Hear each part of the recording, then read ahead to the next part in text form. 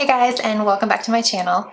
So in today's video, I'm going to be talking all about drugstore brushes. This might be my most highly requested video ever. So just some background on this video. I have been doing a lot of research. I think I've tried every brush set and drugstore brush out there because I want to make sure that this list is really the best of the best, and I can only do that by trying as many brushes as I possibly can. So I've been doing that over the past 6 months or so, just kind of slowly accumulating more and more brushes and making sure that I'm testing all of them thoroughly. So that's kind of been the holdup for this video. And the other part of the planning that took a while was narrowing down my absolute favorites. There were 6 or 7 brushes at least per category that I absolutely loved, but I thought that wouldn't be very helpful if I threw like 50 brushes at you guys and said, all of these are great. So I really narrowed it down to as few brushes as possible to talk about, so you have a really compact list of the best of the best of the best. Some of these are repeats from my video back in 2017, and that's because they just remained my favorite brushes and I have not found something that has replaced them. So some of these are classics, some of these are new, but all of these are incredible. So with that, let's go ahead and get right into it. So when I think of my absolute favorite drugstore brushes, this is the first one that comes to mind and is my favorite brush of any brush I'm going to mention, and is the only foundation brush I'm going to mention because it's just the best of the best. And it is the Real Techniques buffing brush. This foundation brush is the best of the best. The bristles are incredibly soft. I've had this brush for years and years, and I can wash it over and over again without any damage to the brush, any fraying of the bristles. The bristles have the perfect amount of density to where you can have a lighter coverage look, or you can build up to a completely full coverage look. So you have all of the capability that you need for any makeup look just with this one brush. The way that I like to use it is just put some foundation on the back of my hand, and then I evenly coat the brush sort of like this with a really small layer of foundation, and then I'll take that and just stipple it on to my face in kind of dabbing motions. When I used to do wedding makeup, my kit was almost exclusively high-end products, not because I thought they were better, but because if someone's paying to get their makeup done on their wedding day, they want to see that you're using luxury products. It's sort of like you don't want to go to the hair salon and have your hair washed with Suave. You just want to feel like you're getting what you're paying for. But this was the one drugstore product that I could never switch out. I had other high-end brushes in my kit, but this is the one that I always went back to because it just gives you the most flawless application possible. The only downside to this brush is that I have not at least been able to find it sold individually. It comes in a face set, and that face set has 4 different brushes, and it's $20. So it's a really good price for 4 brushes. That said, 2 of the brushes are meh, like okay brushes that I don't really use, but 2 of the brushes are in this video, so even if you only use those 2 brushes, you're still only paying $10 a brush, which is really reasonable for this level of quality. So if you're looking for a foundation brush, look no further. This is the one. And the second brush in that collection that is also a favorite of mine, again, you guys have seen these brushes all over my videos, so this won't be a surprise to anyone, but this is my absolute favorite concealer brush, and it is the Real Techniques contour brush. This is just the perfect shape for blending out your concealer underneath your eyes. It has a nice tapered effect, so you can really get in there around the eye area, but it's also dense enough to where you're not sacrificing any coverage. You're not kind of just picking up the concealer, which a lot of concealer brushes I feel like tend to do. This keeps the coverage and gives you just a flawless finish. There's other brushes made for concealer that are much smaller than this one, but they just take forever, and I find that I'd rather just use a sponge or my finger than a small brush. I feel like the smaller brushes give much less of a flawless finish because you're having to kind of blend as you go because you're limited to the surface area of the brush, whereas this one has a pretty large surface area, so you're able to really get in there with the fewest amount of brush strokes as possible, if that makes sense. And as a side note, this is also a really great brush for cream blush and cream highlight. It's one of my go-to brushes for just cream products all around, not limited to concealer. So it's a very multifunctional brush.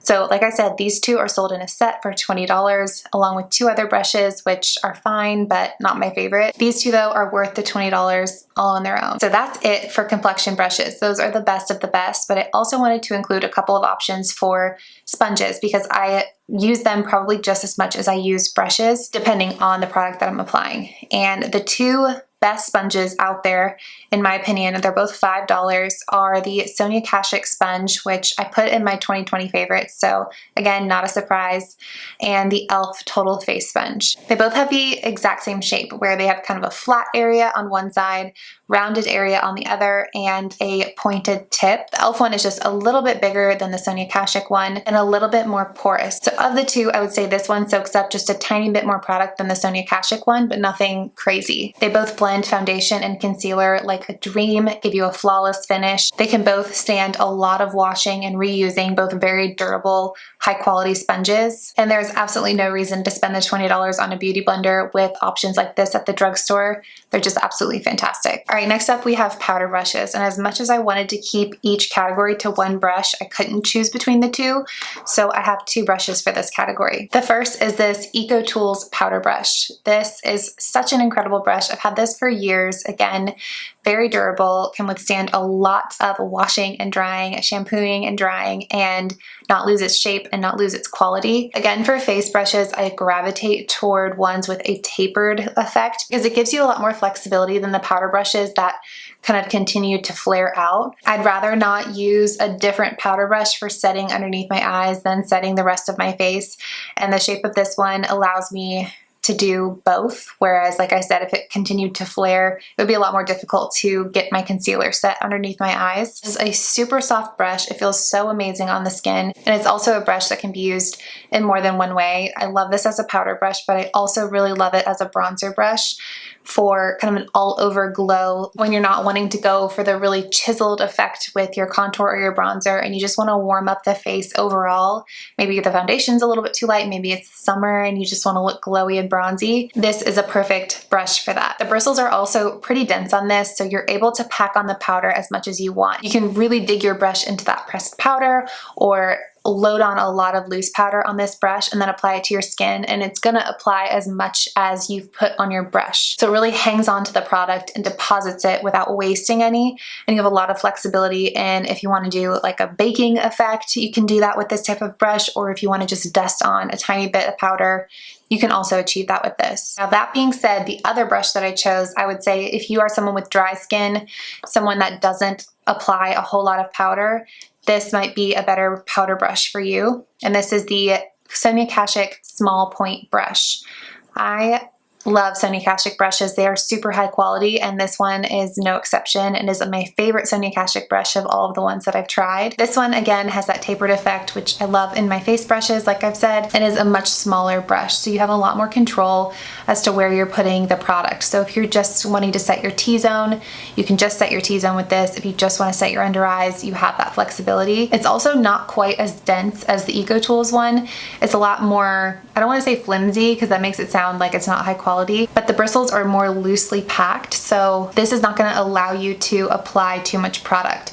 Unlike the EcoTools one where you could really load up the powder and then put it on your skin, there's only so much powder that you can get on this number of bristles and this size of a brush, so it's going to keep you from applying too much powder. This is also an amazing brush for bronzer and blush. Again, if you're the type of person that likes to have a little bit more of a gentle hand when it comes to the amount of makeup that you're wearing, you like to maybe just have a tiny bit of blush, a tiny bit of bronzer, I would recommend a brush like this. Okay, so moving on to blush slash bronzer, I grouped these together because I typically use very similar brushes for both. And like I said, both of these powder brushes are great for both bronzer and blush, so do not feel the need to buy every single one of these brushes if you're just looking for a basic makeup collection. The first blush slash bronzer brush that I want to mention is another classic that has stood the test of time and just can't be beat, and it's the Real Techniques blush brush. Very similar look to the Sonia Kashuk powder brush I was just talking about. I love that the bristles on this are not too densely packed and that it's tapered, so you can apply right on the apples of your cheeks by just pressing a little bit, or you can press it harder and get to the thicker part of the brush and cover more surface area at one time. I like having that type of flexibility with my brushes. And when it comes to blush and bronzer specifically, I feel like you can apply too much very easily. So the more loosely packed bristles is what I tend to go for. My general rule of thumb is that if you have a brush that's really densely packed, it's really tightly packed, it's probably gonna apply a cream product a lot better than a powder product. and vice versa. Again, I've had this one for years and you'd never know it. It looks brand new. This just deposits product very evenly and allows you to really blend as you go, and is just a classic staple brush to have in your collection. This next brush is something that I like to use when I want a little bit more of a chiseled look, and this is the AOA Studio F20 brush. As you can see, it's a pretty thin brush this way and a little bit thicker on this side, so it's more like a paddle brush, if you will. So if I want to kind of chisel out my cheekbones, this is the type of brush that I would use. It's still going to diffuse the product. It's not going to look like you have a line right there, but you have a lot of control as to where you want to put the product. This is only $1 on shopmissa.com, and I was really skeptical back when I bought this, again, years ago, about the quality of it, but I have had this for years and it has not given up on me yet, and I wash my brushes very frequently. This can also be used for blush. I just prefer this for bronzer, so I would say I gravitate more toward this for blush and this for bronzer if I want more of that chiseled look, whereas maybe I would use this EcoTools powder brush for more of a diffused all over bronzy glow. All right, and then the last brush I want to mention is a brush that I love for cream blushes. Like I said, the denser the bristles, the better it is for cream, and I've mentioned this several times on my channel, so I had to put it in this video. And it's the e.l.f. Putty Primer Applicator Brush. This is made to be used with the e.l.f. Putty Primer. You're made to scoop out the primer with this end and then blend it in with the other end. But I have been using this with the e.l.f. cream blush, the Milani cream blush, any cream products that I have, and it just blends beautifully. I just dip this right into the pot and then use the stippling motions to blend it out.